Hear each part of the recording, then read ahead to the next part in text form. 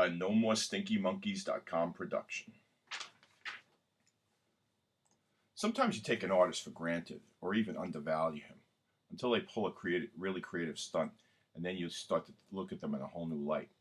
That's what happened to me with this next artist. I was watching Live Aid on television from London in July 1985 when he came out and sang his two biggest solo hits at the time alone on a piano, recreating a moment he had on stage in London 4 years earlier at the Amnesty International benefit concert called The Secret Policeman's Other Ball. Then at Live Aid, he sang backup for Sting, who was also playing without his band. Then this artist did something unheard of. He hopped on a Concorde flight to Philadelphia from London and arrived at around 6 p.m. Eastern Time that night, getting to JFK Stadium to play his two hits again, and then play drums behind Eric Clapton and a revamped Led Zeppelin. No other artist did anywhere near as much to gain attention for the cause of starving Ethiopians that day, not even the father of the event, Bob Geldof.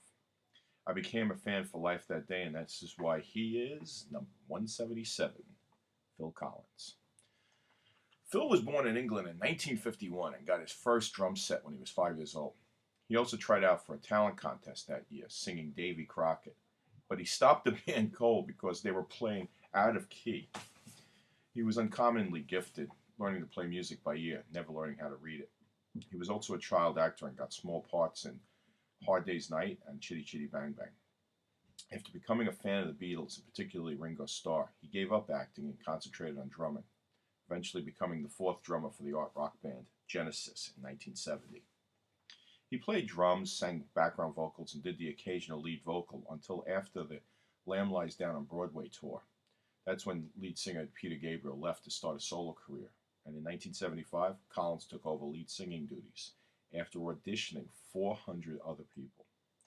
The band found success in England and a little in America, but then in 1981, Collins started his own solo career with his major success suddenly making Genesis start to become a big hit as well. He released my favorite song of his, In the Air Tonight, and it was a small success at first, but then really took off when it was featured in the movie Risky Business and the pilot of the TV show Miami Vice. There was no stopping Phil now. In 1984, he had another huge hit with the title song from the movie Against All Odds, and was also an Oscar nominee, and then produced and sang backup on Earth, Wind & Fire's Philip Bailey's solo album. They duetted on Easy Lover, and that became a huge hit.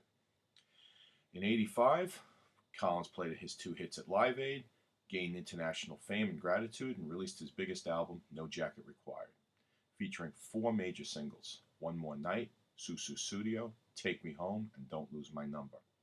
All that success laid the groundwork for Genesis' biggest era, with hits like Invisible Touch.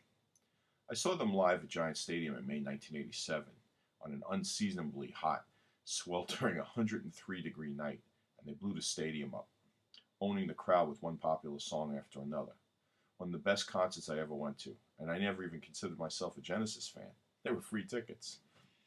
One of Phil's last big hits was a nice version of Cyndi Lauper's True Colors, and in 2010, he and Genesis entered the Rock and Roll Hall of Fame. Unfortunately, he had to retire in 2011 due to health problems. You're the only one who really knew me at all, from the Freditor.